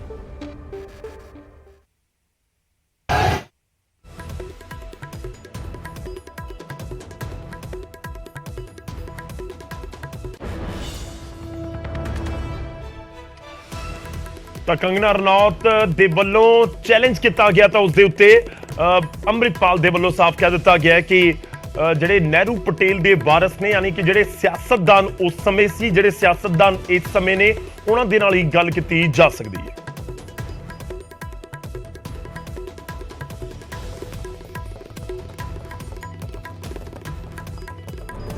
ਅੰਮ੍ਰਿਤਪਾਲ ਨੇ ਦੇਸ਼ ਨੂੰ ਖੁੱਲੀ ਚੁਣੌਤੀ ਦਿੱਤੀ ਹੈ ਕਿ ਉਹ ਕਿਸੇ ਨਾਲ ਵੀ ਬੌਧਿਕ ਵਿਚਾਰ ਵਟਾਂਦਰਾ ਕਰਕੇ ਖਾਲਿਸਤਾਨ ਦੀ ਮੰਗ ਨੂੰ ਜਾਇਜ਼ ਠਹਿਰਾ ਸਕਦਾ ਹੈ। ਮੈਂ ਹੈਰਾਨ ਹਾਂ ਕਿ ਕਿਸੇ ਨੇ ਵੀ ਉਸ ਦੀ ਚੁਣੌਤੀ ਨੂੰ ਸਵੀਕਾਰ ਨਹੀਂ ਕੀਤਾ, ਇੱਥੋਂ ਤੱਕ ਕਿ ਕਿਸੇ ਸਿਆਸਤਦਾਨ ਨੇ ਵੀ ਨਹੀਂ। ਜੇਕਰ ਮੈਨੂੰ ਖਾਲਿਸਤਾਨੀਆਂ ਵੱਲੋਂ ਕੁੱਟਿਆ, ਮਾਰਿਆ ਜਾਂ ਗੋਲੀ ਮਾਰ ਕੇ ਨਾ ਮਾਰਿਆ ਜਾਵੇ ਤਾਂ ਮੈਂ ਤਿਆਰ ਹਾਂ। ਸਿੱਖਾਂ ਦੀ ਚੱਲ ਰਹੀ ਨਸਲਕੁਸ਼ੀ ਤੇ ਆਜ਼ਾਦੀ ਵਰਗੇ ਬੇहद ਗੰਭੀਰ ਮਸਲਿਆਂ ਤੇ ਗੱਲਬਾਤ ਲਈ ਅਸੀਂ ਸੱਦਾ ਦਿੱਤਾ ਹੋਇਆ ਹੈ, ਜਿਸ ਬਾਰੇ ਗੰਭੀਰ ਚਰਚਾ ਦੀ ਅਸੀਂ ਤਵੱਕੋ ਕਰਦੇ ਹਾਂ। ਜੇ 1947 ਵਿੱਚ ਸਿੱਖ ਆਗੂਆਂ ਨਾਲ ਵਾਅਦੇ ਨਹਿਰੂ ਵੱਲਭ ਭਾਈ ਪਟੇਲ ਦੀ ਥਾਂ ਮਧੂਬਾਲਾ ਜਾਂ ਨਰਗਿਸ ਨਾਲ ਕੀਤੇ ਹੋਣ ਤਾਂ ਹੁਣ ਗੱਲ ਵੀ ਕੰਗਨਾ ਰਣੌਤ ਕਰ ਸਕਦੀ ਹੈ। ਅਸਲ 'ਚ ਸਿੱਖਾਂ ਦੇ ਭਵਿੱਖ ਨਾਲ ਜੁੜੇ ਸਵਾਲਾਂ ਨੂੰ ਫਿਲਮੀ ਕਲਾਕਾਰ ਨਾਚ ਅਤੇ ਕੋਮਲ ਕਲਾਵਾਂ ਵਾਲਿਆਂ ਵੱਲੋਂ ਨਹੀਂ, ਸਗੋਂ ਨਹਿਰੂ ਗਾਂਧੀ ਪਟੇਲ ਦੇ ਵਾਰਸਾਂ ਵੱਲੋਂ ਮੁਖਾਤਬ ਹੋਣਾ ਬਣਦਾ ਹੈ।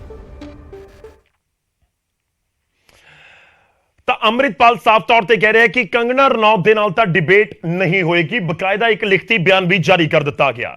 ਅੱਗੇ ਵਧਦੇ ਹਾਂ। ਅਜਨਾਲਾ ਦੇ ਵਿੱਚ ਜੋ ਕੁਝ ਹੋਇਆ, ਅਜਨਾਲਾ ਦੇ ਵਿੱਚ ਗੁਰੂ ਸਾਹਿਬ ਦੀ ਆੜ ਦਾ ਇਲਜ਼ਾਮ ਲੱਗਿਆ ਅੰਮ੍ਰਿਤਪਾਲ ਦੇ ਉੱਤੇ, ਵਿਵਾਦ ਹੋਇਆ ਤੇ ਉਸ ਤੋਂ ਬਾਅਦ ਇਹ ਪੂਰਾ ਮਾਮਲਾ ਜਥੇਦਾਰ ਸਾਹਿਬ ਦੇ ਕੋਲ ਵੀ ਪਹੁੰਚ ਗਿਆ ਤੇ ਹੁਣ ਜਥੇਦਾਰ ਸਾਹਿਬ ਦੇ ਵੱਲੋਂ ਵੀ ਇੱਕ ਡਿਸੀਜਨ ਲਿਆ ਗਿਆ। ਉਹਨਾਂ ਨੇ ਇੱਕ ਸਬ ਕਮੇਟੀ ਬਣਾ ਦਿੱਤੀ ਹੈ। ਪ੍ਰਦਰਸ਼ਨਾਂ ਦੇ ਵਿੱਚ ਪਾਵਨ ਸਰੂਪ ਲੈ ਕੇ ਜਾਣ ਦੀ ਸਮੀਖਿਆ ਹੋਵੇਗੀ। ਜਥੇਦਾਰ ਨੇ ਸਬ ਕਮੇਟੀ ਦਾ ਗਠਨ ਕੀਤਾ ਹੈ। ਸਿੱਖ ਸੰਪਰਦਾਵਾਂ, ਸਿੱਖ ਜਥੇਬੰਦੀਆਂ ਦੇ ਨੁਮਾਇੰਦੇ ਇਸ ਦੇ ਵਿੱਚ ਸ਼ਾਮਿਲ ਹੋਣਗੇ। ਸਿੱਖ ਵਿਦਵਾਨ ਵੀ ਇਸ ਕਮੇਟੀ ਦਾ ਹਿੱਸਾ ਹੋਣਗੇ। ਸਬ ਕਮੇਟੀ ਨੂੰ 15 ਦਿਨਾਂ ਦਾ ਸਮਾਂ ਦਿੱਤਾ ਗਿਆ ਆਪਣੀ ਰਿਪੋਰਟ ਦਾਖਲ ਕਰਨ ਦੇ ਲਈ। ਪੰਜ ਸਿੰਘ ਸਾਹਿਬਾਨ ਉਸ ਰਿਪੋਰਟ ਦੇ ਉੱਤੇ ਆਖਰੀ ਫੈਸਲਾ ਲੈਣਗੇ। 5 ਮੈਂਬਰੀ ਕਮੇਟੀ ਹੋਏਗੀ, 15 ਦਿਨਾਂ 'ਚ ਰਿਪੋਰਟ ਦੇਗੀ। ਪੰਜ ਸਿੰਘ ਸਾਹਿਬਾਨ ਉਸ ਦੇ ਉੱਤੇ ਫੈਸਲਾ ਲੈਣਗੇ। ਤਾਂ ਪਾਵਨ ਸਰੂਪ ਲੈ ਕੇ ਜਾਣ ਦੇ ਉੱਤੇ ਕਮੇਟੀ ਦਾ ਗਠਨ ਕਰ ਦਿੱਤਾ ਗਿਆ। ਦਰਅਸਲ ਅਜਨਾਲਾ ਪੁਲਿਸ ਸਟੇਸ਼ਨ ਦੇ ਬਾਹਰ ਜੋ ਪ੍ਰਦਰਸ਼ਨ ਹੋਇਆ, ਜੋ ਅੰਮ੍ਰਿਤਪਾਲ ਤੇ ਇਲਜ਼ਾਮ ਲੱਗੇ ਕਿ ਪਾਵਨ ਸਰੂਪ ਪਾਲਕੀ ਸਾਹਿਬ ਪਾਵਨ ਸਰੂਪ ਦੇ ਵਿੱਚ ਲੈ ਕੇ ਜਾਏ ਜਾ ਰਹੇ ਸੀ ਤੇ ਪੁਲਿਸ ਨੇ ਕਿਹਾ ਕਿ ਇਸ ਕਰਕੇ ਅਸੀਂ ਕੋਈ ਐਕਸ਼ਨ ਨਹੀਂ ਲਿਆ। ਤੇ ਉਸ ਤੋਂ ਬਾਅਦ ਇਹ ਸਵਾਲ ਉੱਠ ਰਹੇ ਸੀ ਕਿ ਵਾਕਈ ਹੀ ਦੋ ਤਰ੍ਹਾਂ ਦਾ ਜੇਕਰ ਝਗੜਾ ਹੋਵੇ ਤਾਂ ਉੱਥੇ ਪਾਵਨ ਸਰੂਪ ਲੈ ਕੇ ਜਾਣਾ ਚਾਹੀਦਾ ਹੈ ਜਾਂ ਨਹੀਂ। ਤਾਂ ਉਸ ਦੇ ਉੱਤੇ ਹੁਣ ਜਥੇਦਾਰ ਸਾਹਿਬ ਨੇ ਇੱਕ ਸਬ ਕਮੇਟੀ ਦਾ ਗਠਨ ਕਰ ਦਿੱਤਾ ਹੈ।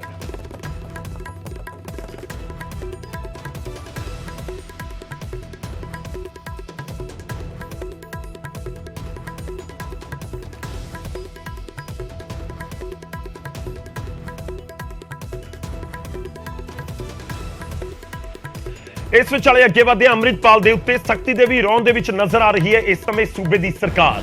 ਮੁੱਖ ਮੰਤਰੀ ਭਗਵੰਤ ਮਾਨ ਦੇ ਵੱਲੋਂ ਪਹਿਲੀ ਸਟੇਟਮੈਂਟ ਦਿੱਤੀ ਗਈ ਤੇ ਉਸ ਦੇ ਵਿੱਚ ਬਹੁਤ ਕਰੜੇ ਲਹਿਜ਼ੇ ਦੇ ਵਿੱਚ ਕਿਹਾ ਗਿਆ ਸੀ ਕਿ ਤੁਸੀਂ ਤਾਂ ਪੰਜਾਬ ਦੇ ਵਾਰਿਸ ਨਹੀਂ ਹੋ ਸਕਦੇ ਜੋ ਗੁਰੂ ਸਾਹਿਬ ਦੀ ਆੜ ਦੇ ਵਿੱਚ ਥਾਣੇ ਦੇ ਉੱਤੇ ਹਮਲਾ ਕਰਨ ਦੇ ਲਈ ਪਹੁੰਚ ਜਾਂਦੇ ਹੋ। ਅੰਮ੍ਰਿਤਪਾਲ ਦੇ ਉੱਤੇ ਮਾਨ ਸਰਕਾਰ ਸਖਤ ਨਜ਼ਰ ਆ ਰਹੀ ਹੈ। ਅੰਮ੍ਰਿਤਪਾਲ ਦੇ ਖਿਲਾਫ ਐਕਸ਼ਨ ਦੀ ਵੀ ਤਿਆਰੀ ਨਜ਼ਰ ਆਉਂਦੀ ਹੈ ਔਰ ਇਸ ਕਾਰਵਾਈ ਦੇ ਸੰਕੇਤ ਵੀ ਦੇ ਦਿੱਤੇ ਗਏ ਨੇ ਖੁਦ ਮੁੱਖ ਮੰਤਰੀ ਭਗਵੰਤ ਮਾਨ ਦੇ ਵੱਲੋਂ। ਸੀਐਮ ਨੇ ਇੱਕ ਟਵੀਟ ਕੀਤਾ ਜਿਸ ਦੇ ਵਿੱਚ ਲਿਖਿਆ ਕਿ ਇਹ ਵਾਰਿਸ ਅਖਵਾਉਣ ਦੇ ਕਾਬਿਲ ਹੀ ਨਹੀਂ ਨੇ, ਗੁਰੂ ਨੂੰ ਢਾਲ ਬਣਾ ਕੇ ਥਾਣੇ ਤੱਕ ਲੈ ਕੇ ਗਏ, ਇਹ ਪੰਜਾਬ ਤੇ ਪੰਜਾਬੀਅਤ ਦੇ ਵਾਰਿਸ ਨਹੀਂ ਹੋ ਸਕਦੇ। ਤਾਂ ਇਹ ਤਿੱਖੇ ਸ਼ਬਦੀ ਹਮਲੇ ਜ਼ਰੂਰ ਸੀ। ਸੀਐਮ ਨੇ ਆਪਣੇ ਟਵੀਟ ਦੇ ਵਿੱਚ ਕੀ ਕੁਝ ਲਿਖਿਆ ਗਿਆ ਬਿਲਕੁਲ point to point word to word ਅਸੀਂ ਤੁਹਾਡੇ ਤੱਕ ਪਹੁੰਚਾ ਰਹੇ ਹਾਂ। ਸੀਐਮ ਨੇ ਆਪਣੇ ਟਵੀਟ ਦੇ ਵਿੱਚ ਲਿਖਿਆ ਕਿ ਸ਼ਬਦ ਗੁਰੂ ਸ੍ਰੀ ਗੁਰੂ ਗ੍ਰੰਥ ਸਾਹਿਬ ਜੀ ਨੂੰ ਢਾਲ ਬਣਾ ਕੇ ਥਾਣਿਆਂ ਤੱਕ ਲੈ ਕੇ ਜਾਣ ਵਾਲੇ ਕਿਸੇ ਵੀ ਪੱਖ ਤੋਂ ਪੰਜਾਬ ਅਤੇ ਪੰਜਾਬੀਅਤ ਦੇ ਵਾਰਿਸ ਅਖਵਾਉਣ ਦੇ ਕਾਬਿਲ ਨਹੀਂ ਹੋ ਸਕਦੇ।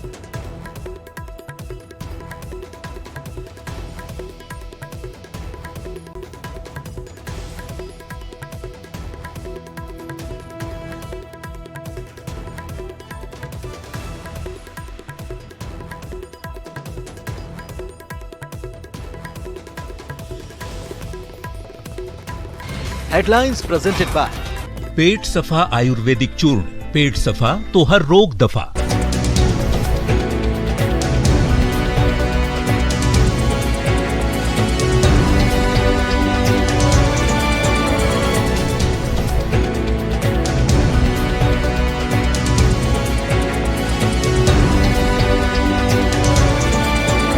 हेडलाइंस प्रेजेंटेड बाय पेट सफा आयुर्वेदिक चूर्ण, पेट सफा तो हर रोग दफा।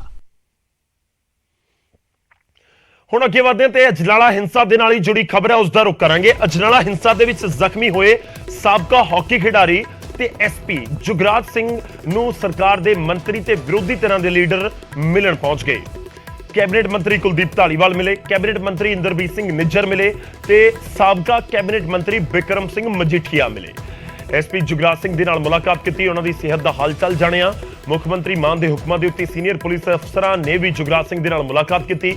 ਕੈਬਨਿਟ ਮੰਤਰੀ ਕੁਲਦੀਪ ਧਾਲੀਵਾਲ ਨੇ ਅਜਨਾਲਾ ਝੜਪ ਦੌਰਾਨ ਜੁਗਰਾਜ ਸਿੰਘ ਦੇ ਵੱਲੋਂ ਦਿਖਾਈ ਬਹਾਦਰੀ ਦੇ ਉੱਤੇ ਸੰਜਮ ਦੇ ਲਈ ਉਹਨਾਂ ਦੀ ਹੌਸਲਾ ਅਫਜ਼ਾਈ ਵੀ ਕੀਤੀ। ਉਸ ਦੀਆਂ ਵੀ ਤਸਵੀਰਾਂ ਦਿਖਾ ਰਹੇ ਹਾਂ ਔਰ ਜਦੋਂ ਗੱਲਬਾਤ ਕਰ ਰਹੇ ਸੀ ਤਾਂ ਉਸ ਸਮੇਂ ਨਜ਼ਰ ਔਰ ਸੁਣਾਈ ਦੇ ਰਿਹਾ ਸੀ ਧਾਲੀਵਾਲ ਜਦੋਂ ਜੁਗਰਾਜ ਸਿੰਘ ਦੇ ਨਾਲ ਗੱਲਬਾਤ ਕਰ ਰਹੇ ਸੀ ਕਿ ਤੁਹਾਡੇ ਉੱਤੇ ਮਾਣ ਹੈ ਔਰ ਇਤਿਹਾਸ ਦੇ ਵਿੱਚ ਤੁਹਾਡਾ ਨਾਮ ਲਿਖਿਆ ਜਾਏਗਾ ਕਿ ਤੁਸੀਂ ਕਿਸ ਸੰਜਮ ਦੇ ਨਾਲ ਉੱਥੇ ਆਪਣੀ ਡਿਊਟੀ ਨਿਭਾਈ ਹੈ ਔਰ ਇਹ ਮੁਲਾਕਾਤਾਂ ਜਾਰੀ ਨੇ। ਕਾਬਿਲੇ ਗੌਰ ਹੈ ਕਿ ਐਸਪੀ ਜੁਗਰਾਜ ਸਿੰਘ ਸਾਬਕਾ ਹਾਕੀ ਖਿਡਾਰੀ ਨੇ, ਹਾਕੀ ਦੀ ਟੀਮ ਦਾ ਇੱਕ ਵੱਡਾ ਨਾਮ ਰਿਹਾ ਹੈ। ਜੁਗਰਾਜ ਸਿੰਘ ਐਸਪੀ ਨੇ ਮੌਜੂਦਾ ਸਮੇਂ ਦੇ ਵਿੱਚ ਤੇ ਉਹ ਵੀ ਉੱਥੇ ਮੌਜੂਦ ਸੀ, ਤੈਨਾਤ ਸੀ। ਉਹਨਾਂ ਦੇ ਵੀ ਸੱਟਾਂ ਲੱਗੀਆਂ ਔਰ ਜੁਗਰਾਜ ਸਿੰਘ ਦੇ ਸਿਰ ਦੇ ਵਿੱਚ ਸਟਿਚਸ ਲੱਗੇ ਨੇ, ਟਾਂਕੇ। ਦੱਸਿਆ ਜਾ ਰਿਹਾ ਹੈ ਕਿ ਕਰੀਬ 18 ਟਾਂਕੇ ਲੱਗੇ।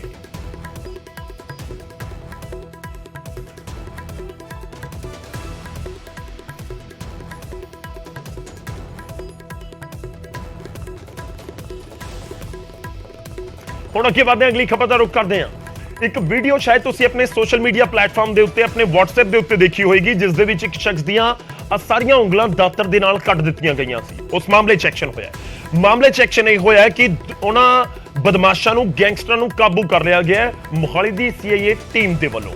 ਐਨਕਾਊਂਟਰ ਤੋਂ ਬਾਅਦ 2 ਬਦਮਾਸ਼ਾਂ ਨੂੰ ਕਾਬੂ ਕੀਤਾ ਗਿਆ। ਇਹ ਵੀ ਦਿਨ ਦੀ ਵੱਡੀ ਖਬਰ ਜ਼ਰੂਰ ਹੈ ਕਿਉਂਕਿ ਜਿਸ ਤਰੀਕੇ ਨਾਲ ਉਹ ਭਿਆਨਕ ਵੀਡੀਓ, ਦਿਲ ਦਹਿਲਾਉਣ ਵਾਲੀ ਵੀਡੀਓ ਬਣਾ ਲਈ ਗਈ, ਉਹ ਪੂਰਾ ਕਾਰਾ ਅੰਜਾਮ ਦਿੱਤਾ ਗਿਆ। ਉਸ ਤੋਂ ਬਾਅਦ ਇਹ ਮੰਗ ਹੋ ਰਹੀ ਸੀ ਕਿ ਅਜਿਹੇ ਮੁਲਜ਼ਮਾਂ ਨੂੰ ਪੁਲਿਸ ਕਾਬੂ ਕਿਉਂ ਨਹੀਂ ਕਰਦੀ। ਖੈਰ ਪੁਲਿਸ ਦੀਆਂ ਟੀਮਾਂ ਵੱਖ-ਵੱਖ ਥਾਵਾਂ ਦੇ ਉੱਤੇ ਲਗਾਤਾਰ ਉਹਨਾਂ ਨੂੰ ਕਾਬੂ ਕਰਨ ਦੇ ਲਈ ਛਾਪੇਮਾਰੀਆਂ ਕਰ ਰਹੀਆਂ ਸੀ ਤੇ ਮੋਹਾਲੀ 'ਚ ਨੌਜਵਾਨ ਦੀਆਂ ਉਂਗਲਾਂ ਵੱਢਣ ਵਾਲੇ ਗੈਂਗਸਟਰ ਨੂੰ ਕਾਬੂ ਕਰ ਲਿਆ ਗਿਆ। ਮੋਹਾਲੀ CIA ਟੀਮ ਨੇ ਮੁਠਭੇੜ ਤੋਂ ਬਾਅਦ 2 ਬਦਮਾਸ਼ਾਂ ਨੂੰ ਗ੍ਰਿਫਤਾਰ ਕੀਤਾ ਹੈ। ਸ਼ੰਭੂ ਬਾਰਡਰ ਨੇੜੇ ਤੋਂ ਇਹ ਦੋਵੇਂ ਗੈਂਗਸਟਰ ਦਬੋਚੇ ਗਏ ਨੇ ਔਰ ਇਹ ਵੀ ਜਾਣਕਾਰੀ ਹੈ ਕਿ ਭੁੱਪੀ ਰਾਣਾ ਗੈਂਗ ਦੇ ਨਾਲ ਜੁੜੇ ਹੋਏ ਨੇ ਇਹ ਦੋਵੇਂ ਬਦਮਾਸ਼। ਐਨਕਾਊਂਟਰ ਦੇ ਦੌਰਾਨ ਇੱਕ ਬਦਮਾਸ਼ ਜ਼ਖਮੀ ਵੀ ਹੋ ਗਿਆ। ਤਸਵੀਰਾਂ ਦੇਖ ਲਓ ਤੁਸੀਂ, ਇਹਨਾਂ ਨੇ ਵੱਡੀਆਂ ਸੀ ਉਂਗਲਾਂ, ਇਹਨਾਂ ਦੇ ਉੱਤੇ ਇਲਜ਼ਾਮ ਹੈ। ਔਰ ਸ਼ੰਭੂ ਬਾਰਡਰ ਦੇ ਉੱਤੇ ਜਿਹੜਾ ਟੋਲ ਪਲਾਜ਼ਾ ਹੈ ਉੱਥੇ CCTV ਜੋ ਲੱਗਿਆ ਹੋਇਆ ਉਸ ਦੀਆਂ ਤਸਵੀਰਾਂ ਅਸੀਂ ਤੁਹਾਨੂੰ ਦਿਖਾ ਰਹੇ ਹਾਂ। ਇਹ ਵੀ ਐਕਸਕਲੂਸਿਵ ਨਿਊਜ਼ 18 ਦੇ ਉੱਤੇ। ਔਰ ਜਦੋਂ ਪੁਲਿਸ ਨੂੰ ਚਕਮਾ ਦੇ ਕੇ ਭੱਜਣ ਦੀ ਕੋਸ਼ਿਸ਼ ਕਰ ਰਹੀ ਸੀ, ਪੁਲਿਸ ਦੇ ਉੱਤੇ ਇਹਨਾਂ ਨੇ ਫਾਇਰਿੰਗ ਕਰ ਦਿੱਤੀ ਤਾਂ ਜਵਾਬੀ ਕਾਰਵਾਈ ਪੁਲਿਸ ਦੇ ਵੱਲੋਂ ਵੀ ਕੀਤੀ ਗਈ।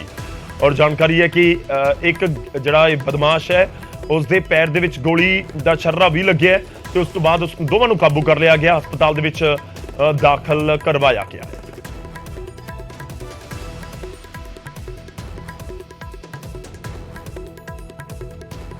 ਮੋਹਾਲੀ 'ਚ ਬੀਤੇ ਦਿਨਾਂ ਇੱਕ ਮੁੰਡੇ ਦੀ ਉਂਗਲੀਆਂ ਵੱਢਣ ਮਾਮਲੇ 'ਚ ਹੁਣ ਮੋਹਾਲੀ ਦੀ ਸੀਆਈਏ ਸਟਾਫ ਵੱਲੋਂ ਵੱਡੀ ਕਾਮਯਾਬੀ ਹਾਸਿਲ ਹੋਈ ਹੈ, ਜਿਹਦੇ ਵਿੱਚ ਦੋ ਜਿਹੜੇ ਭੁੱਪੀ ਰਾਣਾ ਗੈਂਗ ਦੇ ਜਿਹੜੇ ਗੈਂਗਸਟਰ ਹੈ ਉਹਨਾਂ ਨੂੰ ਕਾਬੂ ਕੀਤਾ ਗਿਆ। ਇਹ ਉਹੀ ਸੀਗੇ ਜਿਨ੍ਹਾਂ ਨੇ ਇਸ ਪੂਰੇ ਵਾਰਦਾਤ ਨੂੰ ਅੰਜਾਮ ਦਿੱਤਾ ਸੀਗਾ। ਗੌਰਵ ਤੇ ਤਰੁਣ, ਇਹ ਦੋਨਾਂ ਨੂੰ ਹੁਣ ਕਾਬੂ ਕੀਤਾ ਗਿਆ। ਸ਼ੰਭੂ ਬੈਰੀਅਰ ਤੇ ਇੱਕ ਆਪਰੇਸ਼ਨ ਦੇ ਤਹਿਤ ਇਹਨਾਂ ਦੇ ਪਿੱਛੇ ਪੁਲਿਸ ਲੱਗੀ ਹੋਈ ਸੀ, ਜਿਸ ਤੋਂ ਬਾਅਦ ਹੁਣ ਪੁਲਿਸ ਨੇ ਇਹ ਦੋਨਾਂ ਨੂੰ ਕਾਬੂ ਕੀਤਾ ਗਿਆ। ਤੁਹਾਨੂੰ ਦੱਸ ਦਈਏ ਕਿ ਗੌਰਵ ਤੇ ਤਰੁਣ ਇਹ ਦੋਵੇਂ ਉਸੇ ਦਿਨ ਤੋਂ, ਯਾਨੀ ਕਿ ਜਦ ਇਹ ਨੌਜਵਾਨ ਦੀ ਉਂਗਲੀ ਵੱਡੀ ਸੀ, ਉਸ ਤੋਂ ਬਾਅਦ ਹੀ ਇਹ ਦੋਵੇਂ ਫਰਾਰ ਦੱਸੇ ਜਾ ਰਹੇ ਸੀ ਤੇ ਮੋਹਾਲੀ ਦੇ ਸੀਆਈਏ ਪੁਲਿਸ ਨੇ ਹੁਣ ਟੈਕਨੀਕਲ ਦੀ ਮਦਦ ਨਾਲ ਇਹਨਾਂ ਦਾ ਪੂਰਾ ਟ੍ਰੇਸ ਕੀਤਾ। ਉਸ ਤੋਂ ਬਾਅਦ ਸ਼ੰਭੂ ਬਾਰਡਰ ਦੇ ਕੋਲ, ਟੋਲ ਪਲਾਜ਼ਾ ਦੇ ਕੋਲ ਇਹਨਾਂ ਨੂੰ ਕਾਬੂ ਕੀਤਾ ਗਿਆ। ਹੁਣ ਇਹਨਾਂ ਨੂੰ ਹਸਪੀਟਲ ਲੈ ਕੇ ਆਇਆ ਗਿਆ। ਹਸਪੀਟਲ ਇਹਨਾਂ ਦਾ ਜਿਹੜਾ ਹੈਗਾ ਉਹ ਟ੍ਰੀਟਮੈਂਟ ਕੀਤਾ ਜਾ ਰਿਹਾ, ਕਿਉਂਕਿ ਇੱਕ ਗੌਰਵ ਉਹਦੇ ਪੈਰ 'ਚ ਗੋਲੀ ਵੱਜੀ ਹੈ ਤੇ ਇਹ ਜਿਹੜਾ ਉਹਦਾ ਸਾਥੀ ਹੈ ਤਰੁਣ, ਉਹਦੇ ਵੀ ਜਿਹੜੀ ਹੈਗੀ ਸੱਟ ਆਈ ਹੈ। ਹਾਲਾਂਕਿ ਪੁਲਿਸ ਤੇ ਫਾਇਰਿੰਗ ਕੀਤੀ ਸੀ ਇਹਨਾਂ ਵੱਲੋਂ ਤੇ ਹੁਣ ਪੁਲਿਸ ਨੇ ਜਵਾਬੀ ਫਾਇਰ 'ਚ ਇਹਦੇ ਪੈਰ 'ਚ ਜਿਹੜੀ ਗੋਲੀ ਹੈ ਉਹ ਵੱਜੀ ਹੈ। ਤੁਹਾਨੂੰ ਦੱਸ ਦਈਏ ਕਿ ਇਹ ਜਿਹੜੇ ਦੱਸੇ ਜਾ ਰਹੇ ਨੇ ਭੁੱਪੀ ਰਾਣਾ ਗੈਂਗ ਤੋਂ ਸੰਬੰਧੀ ਦੱਸੇ ਜਾ ਰਹੇ ਨੇ ਤੇ ਕਈ ਮਾਮਲੇ ਕਈ ਜਿਹੜੇ ਹੈਗੇ ਮਾਮਲੇ ਨਾਲ ਤੇ ਦਰਜ ਨੇ ਤੇ ਇੱਕ ਬੇਰਹਿਮੀ ਨਾਲ ਇਹ ਮੁੰਡੇ ਦੇ ਨੌਜਵਾਨ ਦੇ ਜਿਹੜੀ ਉਂਗਲੀਆਂ ਵੱਡੀ ਸੀ ਉਹਦੇ ਵਿੱਚ ਇਹੀ ਜਿਹੜਾ ਮੇਨ ਦੱਸਿਆ ਜਾ ਰਿਹਾ। ਤਾਂ ਪੁਲਿਸ ਇਹਨਾਂ ਤੋਂ ਪੁੱਛਗਿੱਛ ਕਰ ਰਹੀ ਹੈ ਕਿ ਆਖਰ ਇਸ ਕਾਰੇ ਨੂੰ ਅੰਜਾਮ ਕਿਉਂ ਦਿੱਤਾ ਗਿਆ ਤੇ ਕੀ ਹੋਰ ਵਾਰਦਾਤਾਂ ਦੇ ਵਿੱਚ ਵੀ ਇਹ ਸ਼ਾਮਲ ਸੀ। ਹੋਰ ਵੀ ਕਈ ਕੇਸ ਸੁਲਝਣ ਦੀ ਪੁਲਿਸ ਨੂੰ ਉਮੀਦ ਹੈ। ਅਗਲੀ ਖਬਰ ਦਾ ਰੁਖ ਕਰਦੇ ਹਾਂ। ਖਬਰ ਹੈ ਲੀਬੀਆ ਤੋਂ। ਲੀਬੀਆ ਦੇ ਵਿੱਚ ਫਸੇ ਨੌਜਵਾਨਾਂ ਦੀ ਘਰ ਵਾਪਸੀ ਹੁਣ ਜਾ ਰਹੀ ਹੈ। 8 ਹੋਰ ਭਾਰਤੀ ਨੌਜਵਾਨ ਜਲਦ ਵਾਪਸ ਆਉਣਗੇ ਔਰ ਇਹ ਟਵੀਟ ਕਰਕੇ ਜਾਣਕਾਰੀ ਦਿੱਤੀ ਗਈ ਹੈ ਸੂਬੇ ਦੇ ਕੈਬਨਿਟ ਮੰਤਰੀ ਹਰਜੋਤ ਬੈਂਸ ਹੋਰਾਂ ਦੇ ਵੱਲੋਂ। ਤੇ ਉਹਨਾਂ ਨੇ ਕਿਹਾ ਕਿ 2 ਮਾਰਚ ਨੂੰ ਇਹਨਾਂ ਨੌਜਵਾਨਾਂ ਦੀ ਭਾਰਤ ਵਾਪਸੀ ਸੰਭਵ ਹੈ। ਤੇ ਉਹਨਾਂ ਨੇ ਕਿਹਾ ਕਿ ਭਾਰਤੀ ਲੀਬੀਆ ਐਮਬੈਸਡਰ ਦੇ ਨਾਲ ਵੀ ਉਹਨਾਂ ਦੀ ਗੱਲਬਾਤ ਹੋਈ ਹੈ। ਲੀਬੀਆ ਦੇ ਵਿੱਚ ਜਿਹੜੇ ਫਸੇ ਹੋਏ ਨੇ ਨੌਜਵਾਨ, ਉਹਨਾਂ ਦੀ ਵਾਪਸੀ ਦੇ ਲਈ ਟਵੀਟ ਕੀ ਕੁਝ ਕੀਤਾ ਗਿਆ ਉਹ ਤੁਹਾਨੂੰ ਦੱਸਦੇ ਹਾਂ। ਫੇਸਬੁੱਕ ਪੋਸਟ ਹੈ ਇਨਫੈਕਟ। ਉਹਨਾਂ ਨੇ ਲਿਖਿਆ ਕਿ ਲੀਬੀਆ ਤੋਂ ਸਕੂਨ ਦੀ ਖਬਰ ਆਈ ਹੈ। ਸਾਡੇ ਭਾਰਤੀ ਲੀਬੀਆ ਐਮਬੈਸਡਰ ਸਾਹਿਬ ਵੱਲੋਂ ਮੈਨੂੰ ਦੱਸਿਆ ਗਿਆ ਹੈ ਕਿ ਲੀਬੀਆ ਦੇ ਵਿੱਚ ਫਸੇ 8 ਨੌਜਵਾਨ ਜੋ ਕਿ ਉੱਥੇ ਰਹਿ ਗਏ ਸਨ, ਉਹਨਾਂ ਦੀ ਵਾਪਸੀ 2 ਮਾਰਚ ਨੂੰ ਸੰਭਵ ਹੈ। ਸਾਰੀ ਕਲੀਅਰੈਂਸ ਹੋ ਰਹੀਆਂ ਨੇ। ਮੈਨੂੰ ਉਮੀਦ ਹੈ ਕਿ ਮੇਰੇ ਵੀਰ ਜਲਦ ਵਤਨ ਵਾਪਸੀ ਕਰਨਗੇ। ਭਾਰਤੀ ਲੀਬੀਆ ਐਮਬੈਸਡਰ ਜੀ ਦਾ ਦਿਲੋਂ ਧੰਨਵਾਦ। 2 ਤਰੀਕ ਦਾ ਜ਼ਿਕਰ ਹੋ ਰਿਹਾ, ਅੱਜ 26 ਹੈ ਪਰ ਜ਼ਿਆਦਾ ਦਿਨ ਨਹੀਂ, ਕਿਉਂਕਿ 28 ਦਾ ਮਹੀਨਾ ਹੈ ਤਾਂ ਵੀਰਵਾਰ ਨੂੰ ਵਤਨ ਵਾਪਸੀ ਉਹਨਾਂ ਦੀ ਹੋ ਸਕਦੀ ਹੈ।